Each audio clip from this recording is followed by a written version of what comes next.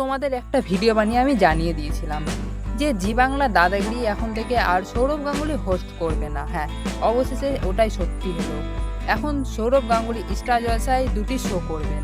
তো একটির নাম তো বিগ বস এবং আরেকটির নাম এখনো জানা যায়নি। তবে সম্ভবত এই শোটা খুব তাড়াতাড়ি স্টার জলসায় শুরু হয়ে যাবে। তবে এখন কথা হলো যে জি বাংলায় যে দাদাগিরি শোটা হতো এখন থেকে ওটা কে হোস্ট করবে। এই সিজনে তো নাই সৌরভ গাঙ্গুলি থাকবে, কিন্তু পরের সিজন থেকে তো সৌরভ গাঙ্গুলি থাকবে না।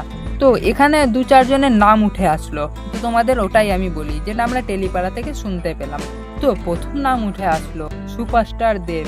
হ্যাঁ, হয়তো তিনিও দাদাগিরি শোটায় হোস্ট করতে পারেন। এখন পুরোপুরি চান্স নাই, তবে দেখা যাক। এরকম আরো 2 জনের নাম উঠে এসছে। তো এবং সেকেন্ড যে হলো জিৎ, সুপারস্টার জিৎ।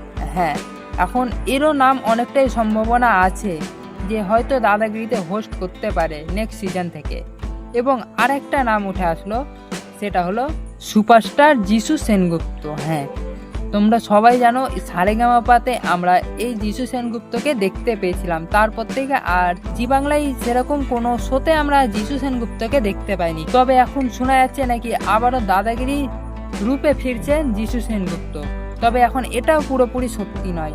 তবে একটু কিছুটা সময় অপেক্ষা করার পরেই আমরা সবই একদম ভালোভাবে জানতে পারবো। তো কিছুটা সময় আমাদেরকে একটু অপেক্ষা করতে হবে যে কে হচ্ছে দাদাগিরিতে হোস্ট করবে।